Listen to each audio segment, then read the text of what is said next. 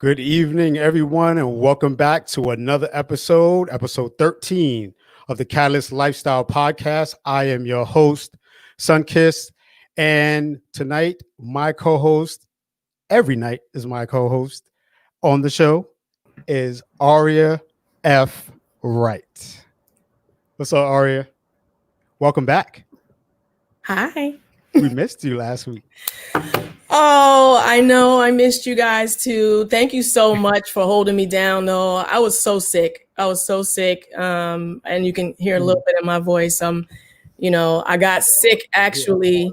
I got sick actually while I was standing in line for a COVID test, which I tested negative for. So, but actually it was raining that day. It was cold. And I was there like 40 minutes before they opened. So I kind of was just standing outside looking crazy with everybody else until they called my name. And then by that night, I was like, ugh. So I've been, not last week, the week before last, actually. So I've been sick for 2 weeks. So well, look, thank God you tested negative. You don't have it. Yes. You're getting better. You sounding better. You're looking better. You're here. All of that. So how's your day been? You good? Oh my gosh, my day started yesterday. Actually, your day started yesterday. My day started yesterday. Yeah. So and pray tell what happened. I because of the time change. Since the time change, I've been weird with my sleeping habits. I mean, I've been weird with my sleeping habits all for my life, pretty much. But and I think it stems back to working in nightlife and being up all night, and then being on and 100% during the day in meetings and whatnot. But, since the time change, I've kind of haven't been able to get my sleeping patterns together.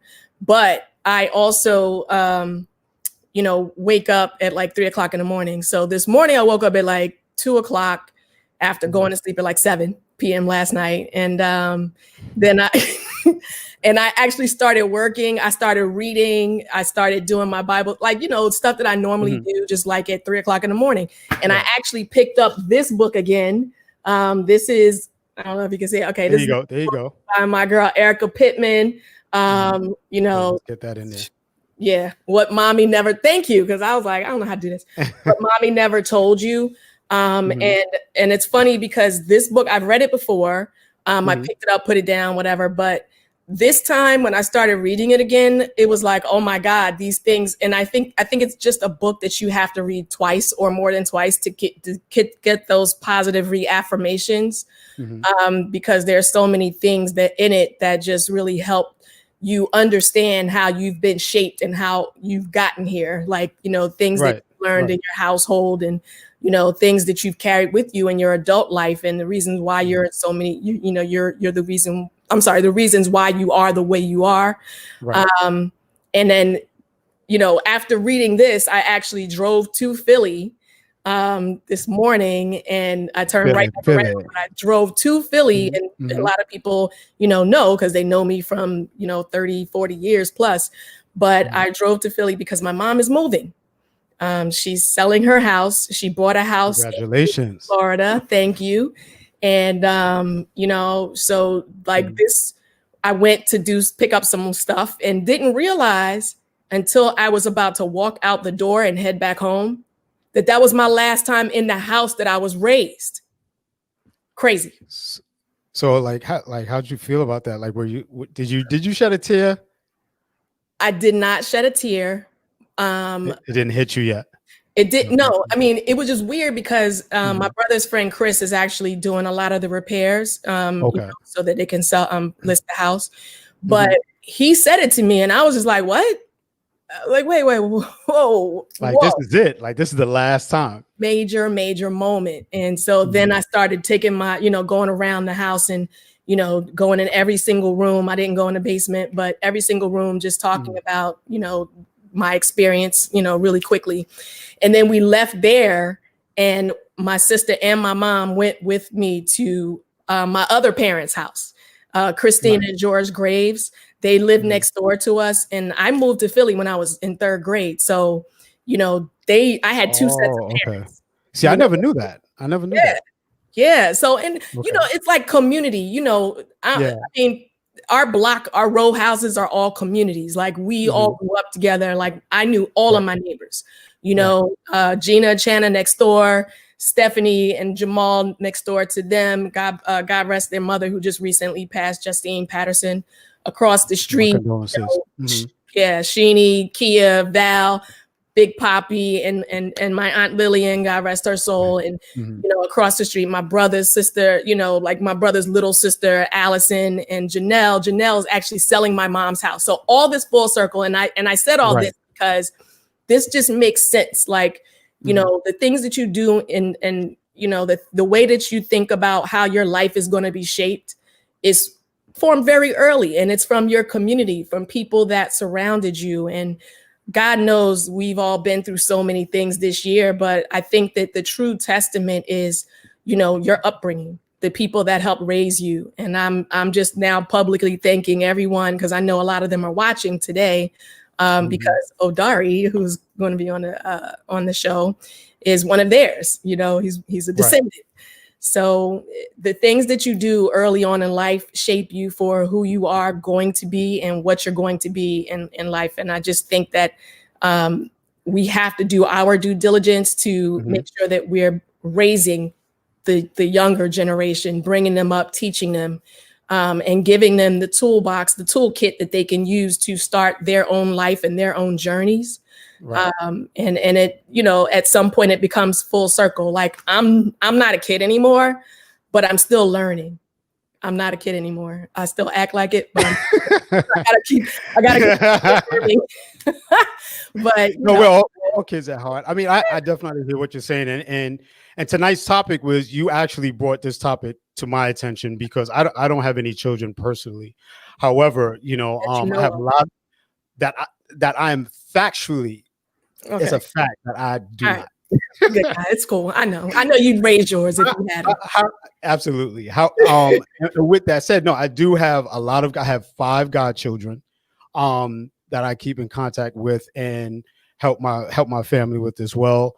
And I love children. And also, you know, I think within our era, you know, a lot of people say that we failed the youth. And I don't think that's a fact 100% at all, right? Because in every era, you're going to have individuals that are extremely successful, and then you're going to have those that choose the path that they want to take themselves to, right? And tonight we have 2 special, absolutely fantastic guests that will speak and attest to that fact of being supported by their elders and us helping them focus.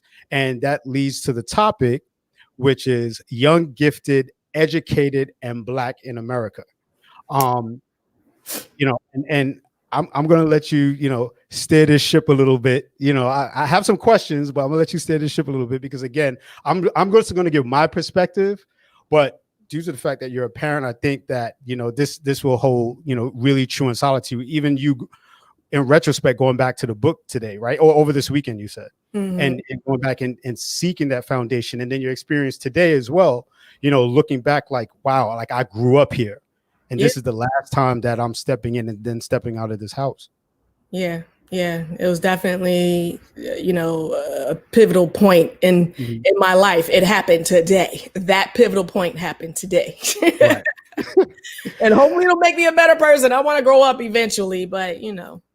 No, but you know, I mean, look, as a society, we've traditionally favored higher education for a variety of reasons, right? Including continuing a legacy, establishing a long-term financial gain, competitive edge, job stability, career satisfaction, independence, establishing a successful network and outside of the workplace, right? So all those factors involved.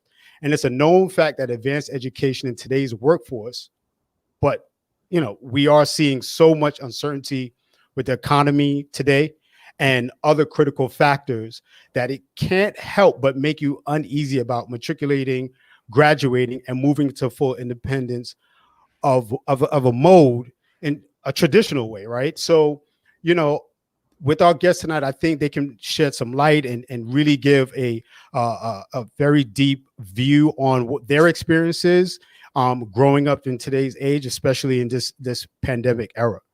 Yeah. So Why don't we start with ladies first? Ladies Without first. further ado, and both of these, as you said, both of these two panelists are so special, and I've actually had the pleasure of knowing both of them for most, if not all, of their lives, and Mhm. I think that it's just so important that um, I tell them that I'm how incredibly proud of them I am, and how incredibly, in awe of them I am for their accomplishments. And our first guest is Ciara Lopez. She's a graduating senior and a sociology, major with a minor in administration of justice at Howard University.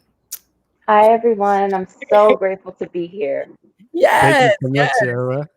Yeah, so Ciara is an aspiring criminal defense attorney, and she's director of studies toward focus on crime, injustice, and inequalities. She's going to continue on with her studies in law, but really wants to be a community advocate for her people because she loves her people so much. Welcome, Ciara, my love. Thank you, Sarah. All right. So our next guest is Odari Lewis, and he is a graduating senior and civil engineering major with an emphasis in architectural engineering at Purdue University. Yes, thank you. Thank you for having me. I'm excited to be here. Thanks for everybody to come watching. Yes, Yes, welcome, yes, Odari. yes. He's a member Thank you, of Adari. National Society of Black Engineers, and he works part-time with the Minority Engineering Program. One of his short-term goals is to become a professionally licensed engineer, and he wants to work on designing infrastructure. Now, I'm not exactly sure what that means, but I'm sure you're going to tell us. I can explain everything you want to know. Yes, I mean, let's just suffice it to say that we have two very incredibly smart and talented and like two incredibly talented people on this panel today who have an incredible work ethic, because both of you are honors students, and I'm just in shock. So I'm just going to sit back and then try to take on all that you can kind of give us today. And Sunkis, you can go right on in. All right. So, Ciara, Adari, you're here tonight, and I want you again to, we have a few questions, and I want you to be totally honest, give as much detail and let the audience know, your experiences, right? Because I'm sure there are many others out there your age, and in your position that, would like some assistance, and you could probably offer some advice to help them, right? For like from freshmen to juniors in their position right now in school. So, my first question, and Ciara, you can start first. When did you and your family determine that higher education was for you versus going straight into the workforce? Okay, so I'm laughing because this was a decision that wasn't really a decision, right?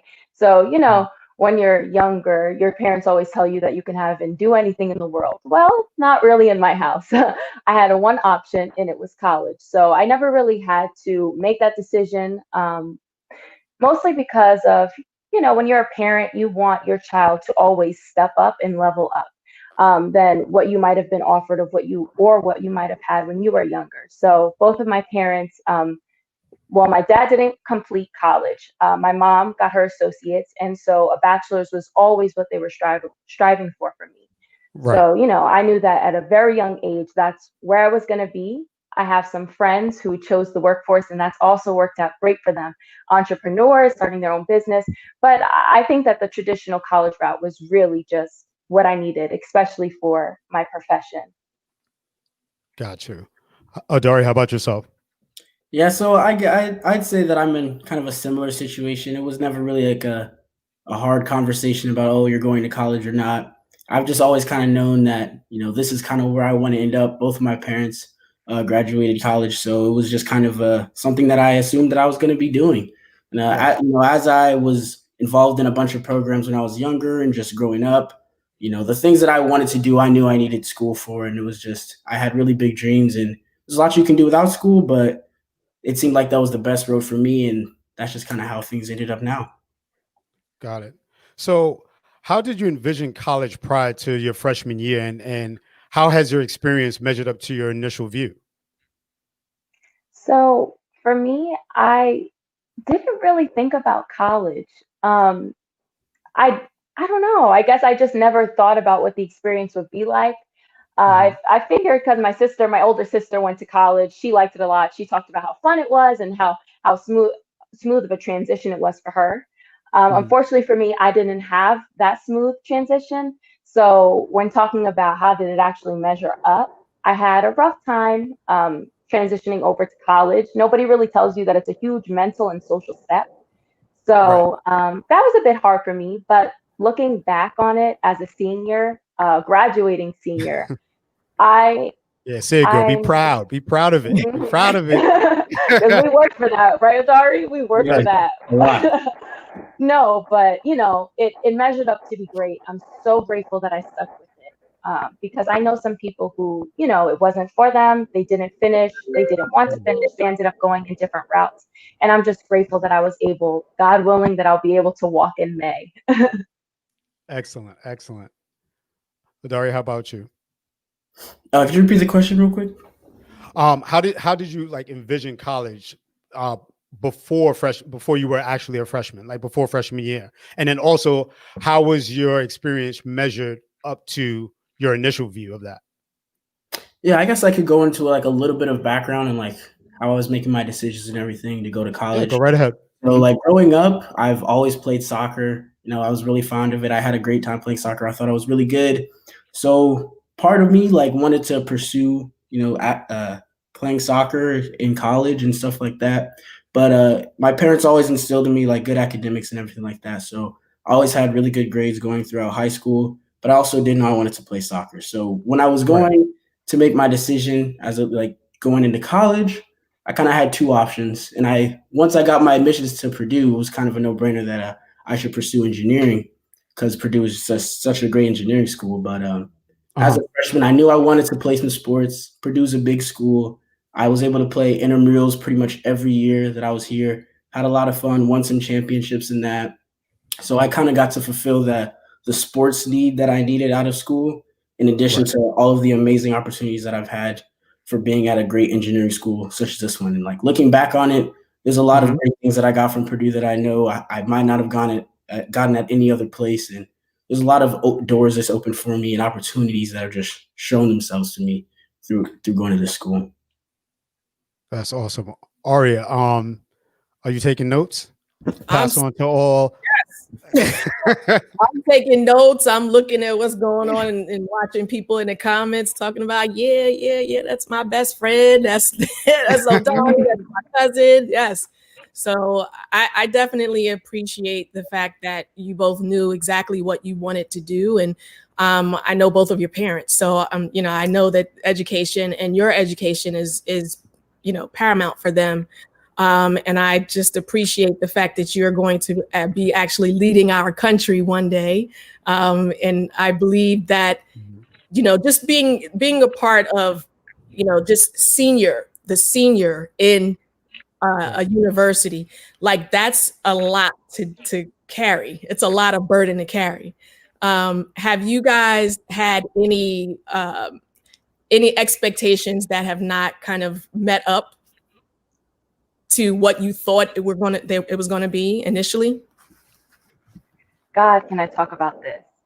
Um, Yes, you this can. has been something I think that's taken all of us by storm. Mhm. Definitely, I wouldn't say it's the same across everybody's board, right? So I know that some people are just entering college, some people are sophomores. So, wherever you lie in your matriculation, it may be a different experience for you. But as a senior, I've had a lot of regrets about my experience at Howard, being that I couldn't live, right? Mhm. So I felt like all of my years, like up to junior year, I was working, I was grinding, I was in this association, in this organization, and trying my hardest to get my grades up.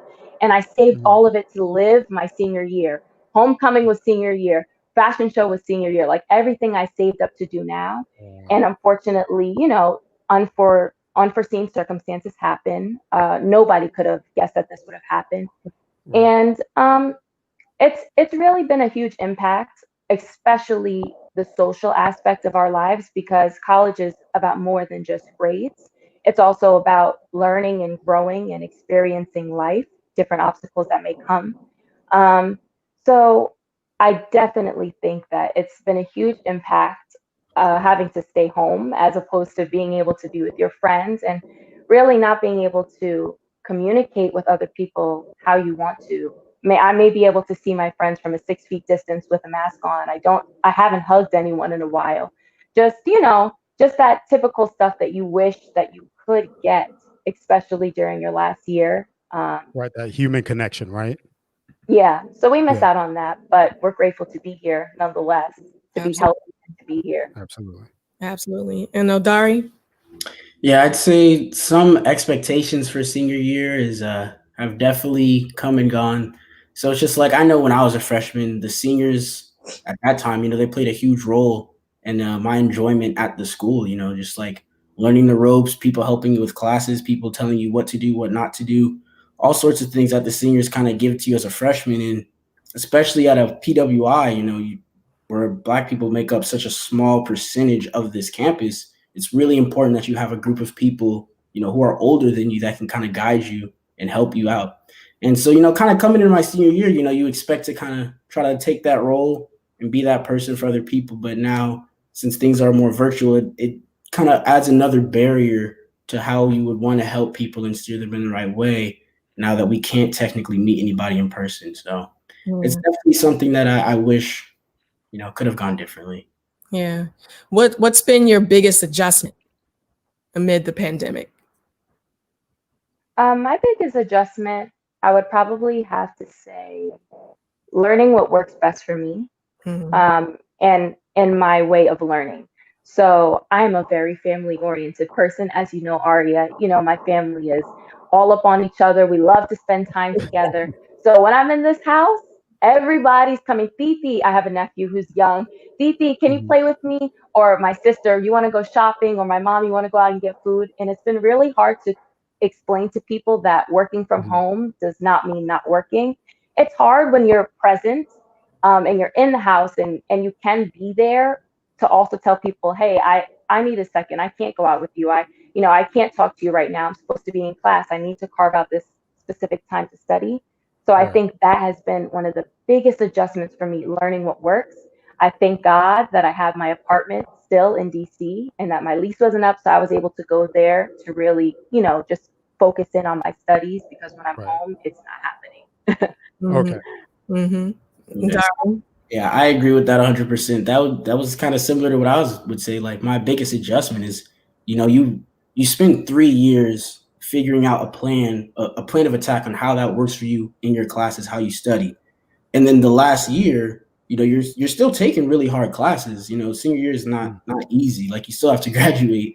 And then Right. it's just like they pretty much pull the rug from underneath you. It's like, okay, learn a completely new style of studying.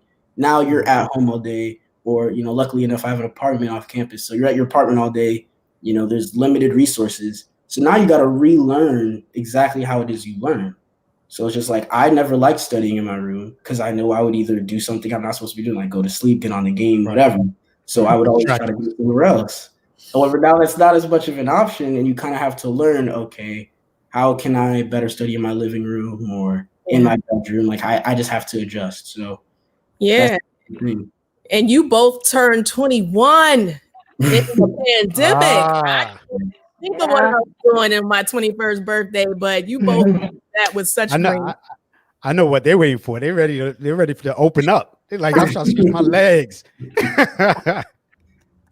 So, I mean, like, listen, I remember because I went to Temple with Aria, and the I can't fathom a space or reality where you're not able to really commingle with like friends and socialize the way you want to.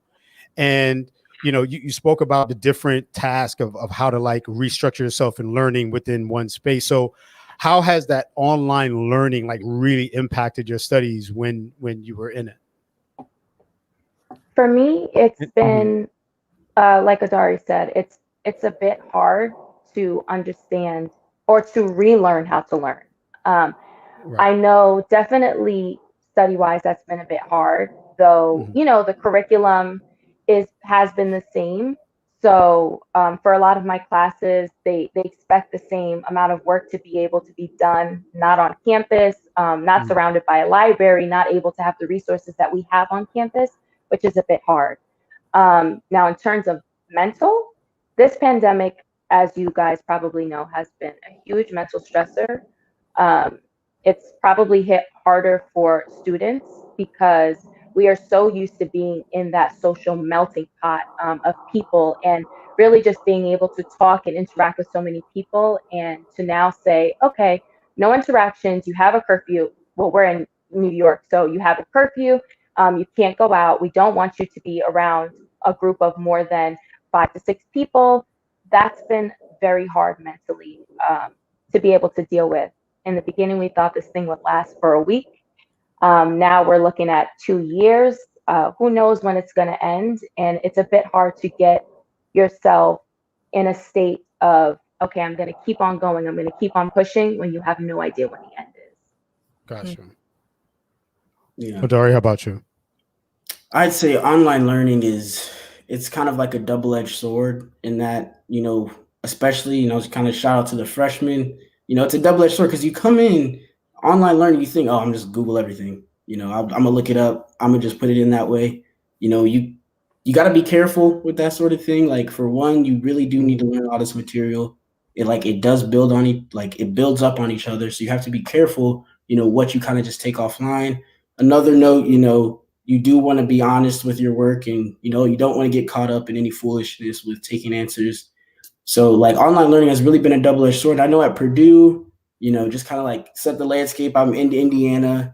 It's a red state. A lot of people are kind of just living their lives like nothing happened. So at Purdue, online learning, they even ramped up the difficulty regardless of the situation we were in, because they were trying to finish the semester early just in case they had to close down the campus. Wow. So pretty much this semester was actually harder academically than any semester I've been a part of, while also, there's no library, there's no random people helping you out, because it's sometimes when you would go study, you'd be in a public space studying, you might see somebody across the room doing the same work as you can get their help. This doesn't happen anymore. So you're definitely more on your own. If anything, school is harder because they're trying to push more work at you just in case they have to shut the whole school down. So yeah, I didn't even think of that. I applaud both of you tremendously. Salute. I don't know that I could do it. I mean, I know you kind of gotta, you gotta switch up, you gotta pivot, you gotta make sure that you get yourself acclimated. Get yourself reacclimated. Like, you have to relearn and retrain yourself, and just get rid of all the old habits that you had. Because I mean, I know when I was in school, it was like, okay, oh, I've got this coming up. Okay, let me do whatever else I'm doing, and then I'll go and do that. But get to it. Yeah. You have to be diligent about and very intentional about everything that you do, because just as Sierra mentioned, people always try to pull you off of your square.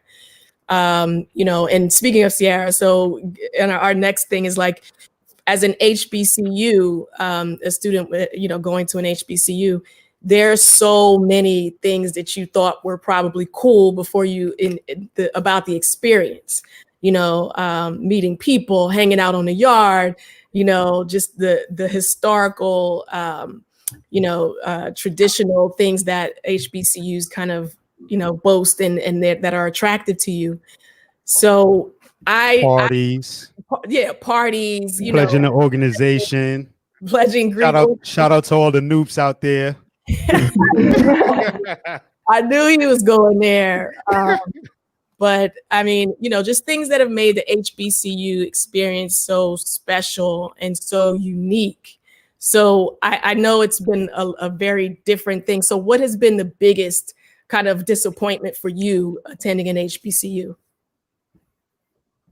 So HBCU culture, no shade to any other college or college experience, but it's a culture unparalleled to any. Just the, I don't know, I guess the sentiment that we bring and that we really hold ourselves to. It's like a family.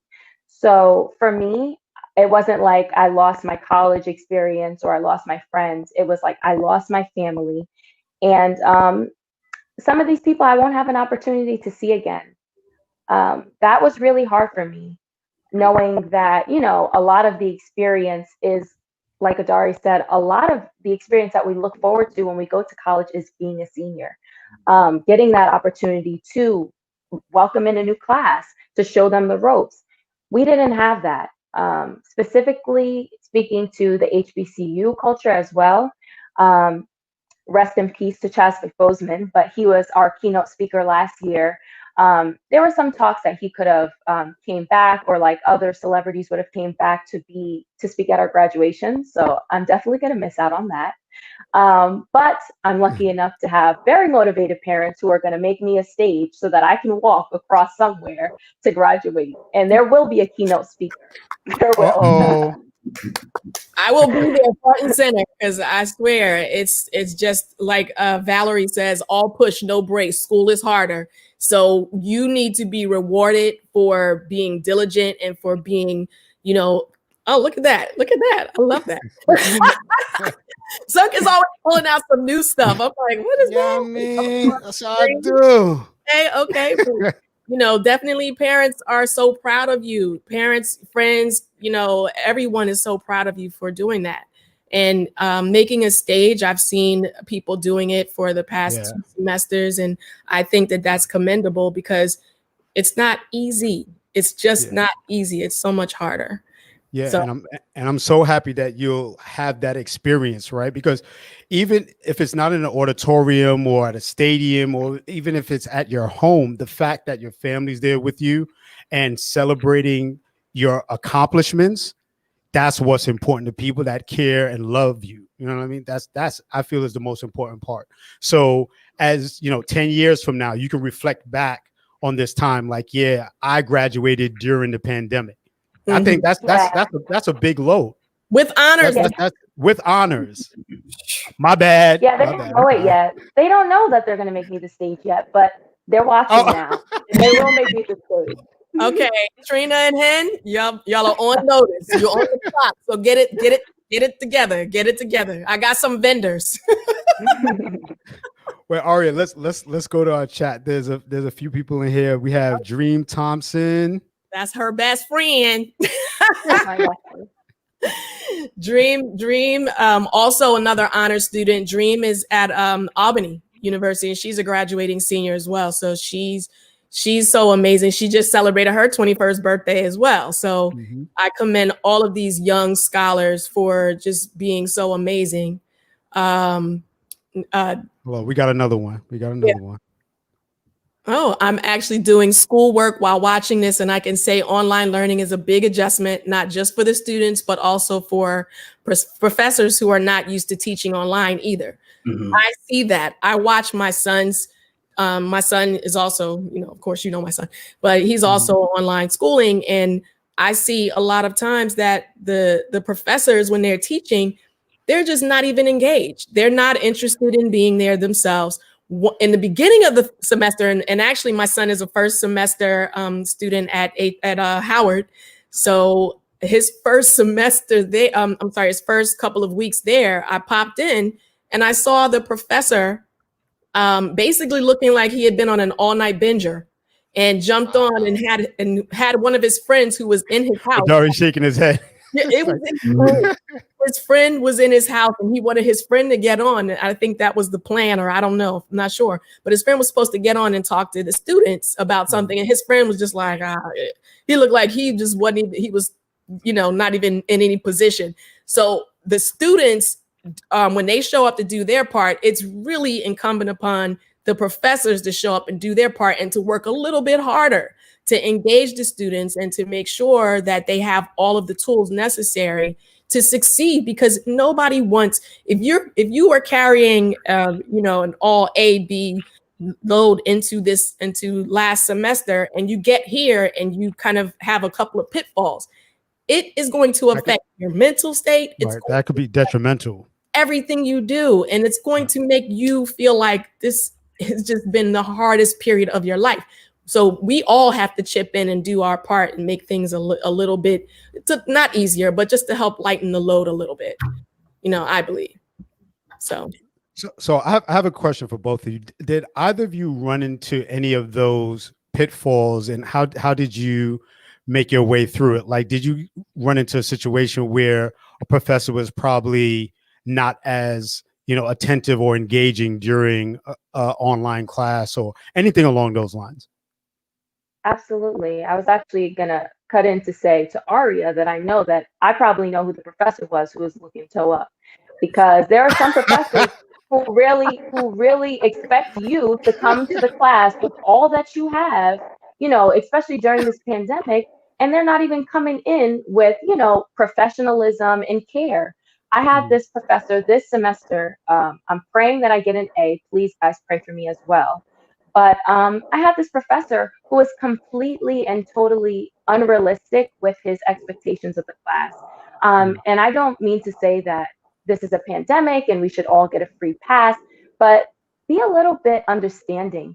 Have some type of understanding that some people are really going through it. There are people, we're fortunate enough, well, maybe on the surface, to be thriving during this, to be successful, to not be food insecure. But I have friends who are food insecure.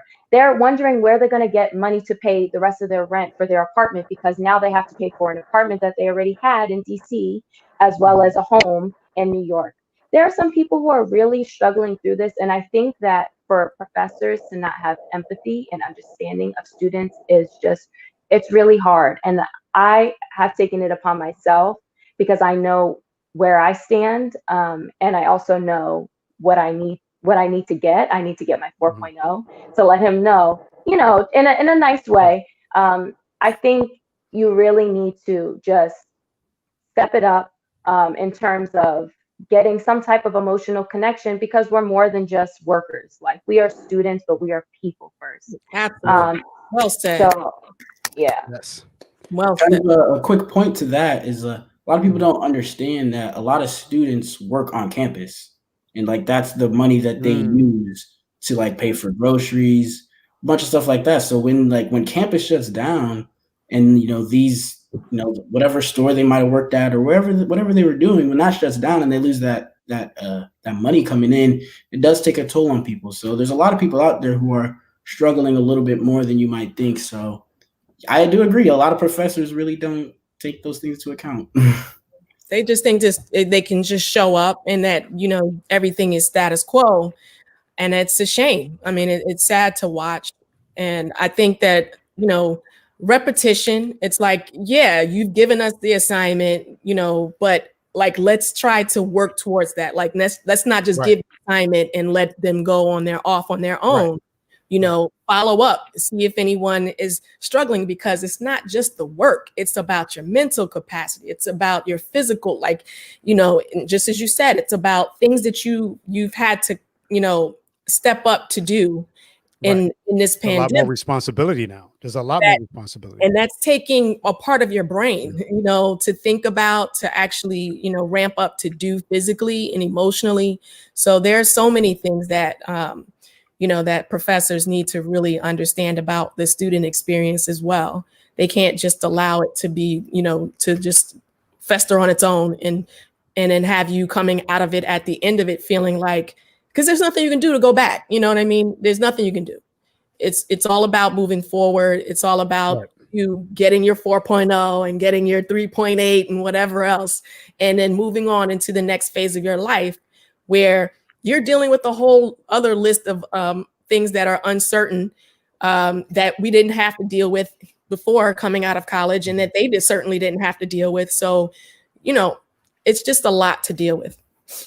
Yeah. And Odari and Sierra, both of you mentioned friends of yours that are, having to work on campus, right? Like that's a big part of their financial assistance, as far as like getting food and paying rent and, buying supplies or whatever need be for their education, right? So with the student loan debt being in the trillions and families being like on a time clock per se to start paying back student loans as early as now, but with such an uncertainty in the economy, right? So do you feel anxiety about your post-college experience, or are you pretty much ready at this point? So I've been blessed to not have to pay for school at all.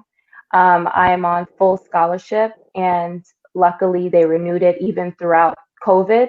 So I'm very blessed for that, and I'm very fortunate. However, I do know the reality of the situation that we are graduating in the midst of an economic decline. Right. So getting jobs and looking towards the future, and even I'm not sure how law school will handle any type of grants or scholarships and stuff like that. So I do have some concerns. I know that it's not as easy as working hard and you'll get it this time around, because the circumstances just aren't warranting all of that. So I'm hopeful. I am prayful. I don't know if that's a word, but I'm praying that It's God is applicable. It's just watching. applicable. Prayerful, yes. That He's It's a watching whole for us. Yes. yes. That's all you can do, right? Right. Yeah. Well, Dari, how about yourself? Yeah, so I don't have a full ride to school. So I mean, it is definitely something that you worry about going into, when you're graduating. Luckily, for me, engineering, especially civil engineering, is technically essential work. So engineers have not stopped working since the pandemic started. So, like, when you look at the economy and how things are going, like, civil engineering is one area where it is still pushing, and there's still work that needs to be done. So, fortunately enough for me, graduating, I don't feel like at a loss. I feel like there's still potential for me to be my best and do everything. It's just going to take some getting used to and some adjustments, in the workplace. But there's still hope for all of us, and you just have to be smart, play your cards right, and go into the circles where there's longevity. So with that point right there, how have your views on grad school changed since you originally thought about your life after undergrad? My views haven't really changed much. I'm really just hopeful that this pandemic will end before I go into grad school. I had always planned on taking a gap year, just to narrow down which sector of law I wanted to be in, just for a year. So I'm hoping that by that time I will be set and the world will open back up and we will all be safe and we will still wear a mask because people are still germy and you don't want those germs. But yeah, so I'm still the same. I still feel good about my future. But a really good point that Adari brought up is that you have to go into the sectors where you're needed. So I do have a different perspective on things like that. I have some friends who are in nursing school at Howard, and they're thriving. They're excited to enter the job field because of COVID and mass pandemics like this. I might have to go into a sector which is a little bit more needed. Maybe Adar will give me a side job if I don't get a job, since he's always going to be working. But yeah. See, networking. I love it. I love it. Sunkist, there's a really good comment in here. Shada Estragi. Can we please touch base on finances and for families that are not able to afford sending their kids to college? We all know student loans keep you in debt for life. Some of us have been fortunate to get out of that. Thank God. Is college the only way? Yeah. Is college the only way? No, absolutely not. But I think just as, these two wonderful panelists mentioned in the beginning, is that their families, were really supportive of them, and I think there was no option for them. But for families that don't have, a cookie cutter like life made, it says, okay, you go to elementary school, you go to high school, you go to college, you go to grad school, and then you get a job. Like, there's so many ways that people can get the experience that they need, and get the knowledge that they need about a particular industry. And that's by working. Yes, we need people to work. We need people to actually work and go out and, learn on the job and learn different life experiences, because college is a shelter. college is a shelter. It shelters you for 4+ years. And although, we think that coming out of it, we like to think that we're capable of making, adult decisions and having adult experiences where we can, lean on those experiences and lend in our education to be able to advance us or catapult us in a particular trade or craft. But at the same time, there's nothing that beats experience. So if you are that person who decided just college wasn't for you, then by all means, yes, go out and be the best that you can be at whatever it is that you want, but just make sure that you're the absolute best, because those people out there who are getting an education are coming for you, and they will be on your heels, trying to get those jobs. Right, and right. I mean, that's just my personal, experience. And, certainly I'd open the floor to you two to give your point of view.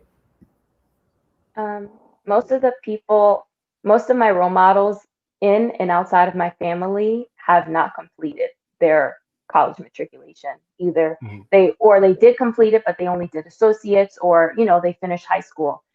Don't ever think that one route is the route to success. The road to success has plenty avenues, and as long as, like Aria said, as long as you are dedicated and you're willing to put in the work and the time and the effort, you will be the best at whatever you do. Whatever you touch will turn to gold if you always just keep, dedication and understanding that you don't have to do things in the conventional way to succeed. I agree 100%. The way that I kind of view it is like whatever you want to do in life, you have to have at least some sort of plan. You have to have like an idea of how you want to get there. College being 4 years long gives you 4 extra years to kind of come up with that plan. And it can be hard to, like, when you're 17, ask yourself, what do I want to try to do for the rest of my life or pursue that? Right. That's a hard question to give yourself. And I say for me personally, college kind of gives you that chance, those 4 years to kind of tailor it better and figure it out what you want to do. But if, college is definitely not the only way. You just, like they said, it's going to be a little bit more hard work. And you just have to have an idea of where you want to go and, figure out what path you need to take to get to that point. Yeah, Right. that's And I will, yeah. And listening to all of your comments, my opinion is that there are different lanes and routes in life that one can choose. And if you are able to attend college, attend a university, definitely do so. And if you don't have the means of doing that, there are other means of getting an education, and there are other means of networking, and there are other means of putting yourself in a successful space where you're able to thrive and to grow and enter the field, or the job career, or being an entrepreneur for that matter. So again, Sierra, you said it beautifully, that if you have the drive, you have to work hard and you have to focus. And, especially in today's age with, the internet and social media, there are means, Aria, I'm making you cringe. There are means of you becoming responsible, right. and successful in using those platforms. Aria, you're going to say something? You're going to comment? No. Listen, I mean, I'm just still in awe of the fact that we have these two amazing people here. And they've been so incredibly focused and dedicated on their work. And I don't even know what to say, but I mean, Odari, speaking of that, like, I know I've heard that you have a couple of offers on the table. Can you talk at all about those, or, and then tell us boss moves. What does Odari Lewis look at in a company that wants to bring him on board? Because you have so many, outside of just the smarts, you know what I mean? Companies look for personality. Right. They look for your character and your charisma and the things that you've done throughout all of your life. I mean, you're a star athlete. You're a person who's able to and you're sociable. You're a person who's able to really get the attention of people because of your work, and not only your work, but, you know, your diligence and your drive and your determination. So tell us what is going to sway you, you know, one company over the other. Yeah, so honestly, there's a lot of different factors that can kind of go into your decision on what company you might want to work for in the future. So for me personally, the main thing that I look at is like, what work will I be doing? Can I see myself doing that long term? Where is the room for growth? If I don't like this work, how easy is it for me to switch to do something else that I might prefer doing more? Other than that, you know, there's always the compensation, you know, who's paying me the best rate for where I'm living. And then there's always just like, how do I feel I will enjoy my life, you know, at this company in this place? So the main thing for me is, you know, how, if I'm doing the work, do I like it? You know, am I being compensated for accurately? Does this reflect how I feel I should be getting paid or anything like that? Because you got to know your worth and you got to understand that, you know, you are a star. Like, people want you to be there. So you don't just have to take whatever you want, like whatever they give you. You know, you can always ask for more or do what you want. But, you know, for me, it's just like, how happy will I be in this area doing this work? That's kind of like the main thing for me. Yeah, I always say that education gives you the confidence to walk in to the room and take that seat at the table, and not just, you know, take the seat that they're going to offer you. So I agree with everything that you said, and I'm going to try to adapt that myself. There's another interesting, a couple of really good comments in here today. You guys brought out the good comment people, because tell them to come back next week. Like, come on, like, share the love. There are many scholarships and grants out there. Oh, wait, there you are. There are many scholarships and grants out there. Also, depending on the field of interest, the certification is an alternative. Also, who you know and who they know plays a big role.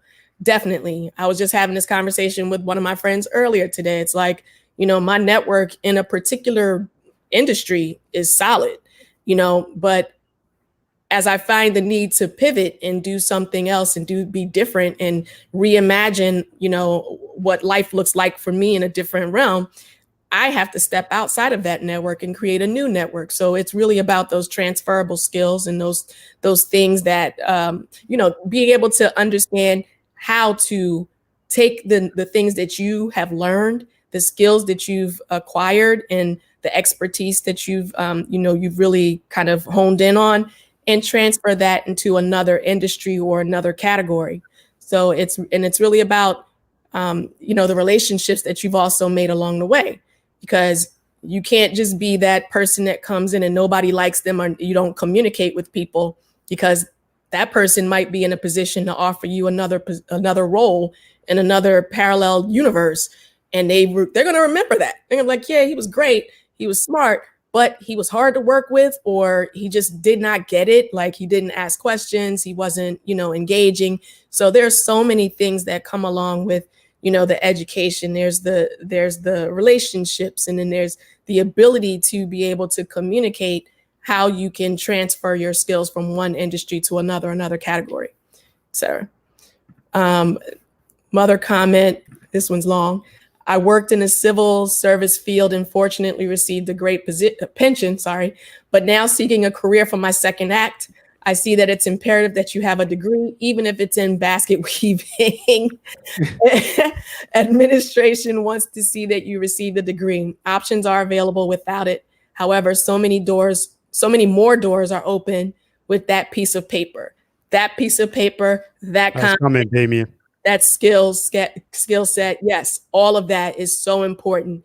But again, if you cannot afford to go to college, or if you've decided that college is not for you, it is not the only alternative. I don't want to give people, I don't want to tell people that, who've asked on this show that they have to go to college. Like, that's not what we're saying. Right.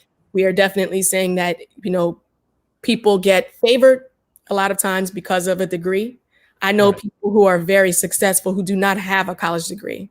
And I know people without college degrees that would run circles around others who have doctorates. So it's not just about the piece of paper. It's about what's up here, what's in here. Right. And then also putting yourself, putting yourself in an uncomfortable position to be comfortable. Yeah. Right. So setting that foundation, and that will help to take everything that you've learned, open your mind to new experiences. And like you said, just making sure that you build those relationships with individuals, right? Because, as you go up the ladder and say you may just trip down just a little bit, like you want people to help catch you and bring you back up. You don't want them to let you go. Exactly. So it's relevant and important that you definitely stay focused with whatever your dream is, and understand that college could be for you and maybe it's not, and you find a different avenue of success. Well, I know we're winding down, but there's a couple of cute little things that we need to talk to you guys about. Your experience, because you guys are graduating, this experience is all going to be behind you. What advice would you give to, incoming students? What advice would you give to incoming seniors who are looking into their last year amid a COVID pandemic and the possibility that we will, we might be online for another year or so? Yeah. In short, I would say to not diminish your own dreams because of circumstances that you can't control. Don't let anything get in your way. If you want something bad enough, like we all wanted our college degrees, we worked for it for 4 years and we'll get it. Be successful in whatever you do by being determined, by working hard, and by being you, because there may be other people at the table, but there's never a you. And you'll be successful at anything you do. Preach. Adari?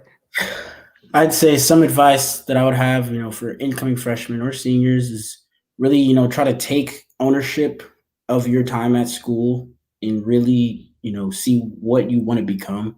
Something that I wish, I had, might have done when I was younger is just like really see myself in a few years. Like, what do I want to have accomplished while I'm at this school? Like, being at university is like, there's a lot of things that you can do with it. And it's really how much you put into it, a lot of this stuff. So really take control of what you want to do, have a goal in mind, where you want to see yourself in a few years, and really just go out there and achieve it. Most of the stuff that these undergrads are doing is because they did it themselves. They put it together themselves. Like, nobody's really handing you anything. You got to go out there, take it for yourself. So just take control of your time at school and really make the most out of it. Excellent. So I'm sorry, one more thing regarding what you both do. One of the comments in here from Nick Pendarvis, if anything, I'd imagine you engineers will have new problems to solve as society's needs are changing. So that is very, very important to note. So before we wrap up, I have a question for both of you. So I want to know, what can we look forward to from you in the next few years? Okay. I'll tell you right now, I'm claiming it. I'm claiming that you guys will see me. Well, hopefully you won't see me. Hopefully you won't see me. But somebody will tell you that I am in a courtroom very near to you. I just know that I'm going to be a successful attorney. And I do have some things in the works. I am currently trying to start up a business for business startups, just helping small businesses get off the ground. If anybody's on Instagram, you can look at crave.inc. That's one of the businesses that I'm starting, and it launches tomorrow. So, just different things that you guys can see me in soon, hopefully successful and wherever I am. Yes, at crave.inc. Yes. Nice. I love it. Adari, how about you? Some things that you'll see from me in the next few years, once I get that degree, definitely want to become a professional engineer. In addition to that, hopefully you'll see my name as a professional engineer, stamped on those documents for designing all types of structures, all types of stuff near you, whether it be, maybe some homes, maybe some large structures, maybe some stadiums, maybe some, who knows, anything that I kind of want to get into. That's where you'll see, hopefully you'll start seeing my name places, and maybe I'll have my own firm one day. Who knows? Yes. Well, I'll buy an Adari home. I'll buy one. Put me down for one. Put me down for one too. I'm so incredibly thankful for you, and just looking at you and some of your peers, I can feel more comfortable in knowing that our lives are in good hands. Our future is in good hands. So, Dio, just come to the West Coast. Hilarious. Amazing dialogue. Thank you both for sharing your raw experiences, perspectives, and stories. I pray, encourage you to continue to share and shine your light. Proud of you, Sierra. This is from Ashley. Nice. But thank you so much. This was so enlightening. This was awesome. Yeah, and inspirational. You guys are so aspirational. I appreciate it. And I know Sunkist does too. Yes, I definitely appreciate it. And Sierra, congratulations. You will be the best legal attorney on this planet. I'm speaking it into truth. Thank Odari, you. I'm looking forward to some new structures, hopefully in New York, the landscape, the money's right out here, but wherever life takes you, I pray and wish you the best. And I'm thankful for both of you for being on this evening. Aria, thank you so much for getting these two wonderful guests tonight, these two wonderful people, these two wonderful sisters and brothers tonight. Thank you so much. The comments are still coming in. Are they coming in? Hold on. Continue to do well. That's from Valerie. Mark Bentley enjoyed seeing young people with goals and plans to obtain those goals. And then Dio, again, this was truly a blessing. Thank you both for your words of wisdom. And there's some people that are also not on on here. I started a little cute little group, a watch group. And, one of them says, yo to you. Yes. Yeah. I knew that was going to be interesting for you too, But anyway, all the noobs out there. And all the me's, the me fives. So again, thank you so much this evening. Thank you everyone for joining us, everyone making comments, providing those questions, keep asking questions. Go to our Instagram page, Catalyst Lifestyle, go to YouTube, Catalyst Lifestyle, subscribe, hit the like button, comment, it helps the channel to grow. Also on Facebook, Catalyst Conversations with a K. I want to thank everyone for tuning in. And here's the YouTube, here's the Facebook. And as we say at every end of the show, all we got is us. Us. Thank you everyone for tuning in. We'll be back on another Sunday. Look for the date and time again on Instagram and on Facebook. We'll post it. Thank you everyone for your support. Next Sunday, Sunkist. Don't let these people walk away without coming back next Sunday. We'll be back next Sunday, 5 p.m. Eastern. Let them know.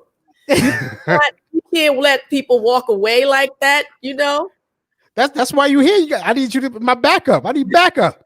Actually, our last show of the season and of the year is next Sunday. And just a real quick plug, we're going to be bringing back the mayor of the great city of Atlantic City, Marty Small, who just won a first full term, in the past election.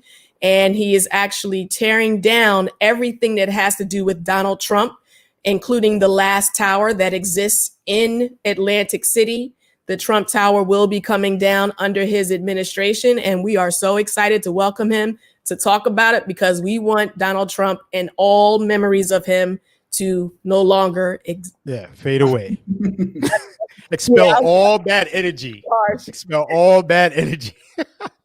I don't wish bad on anyone, but I just want all those images that we see, because when you come into Atlantic City, you see that as one of the first things, and I want it gone.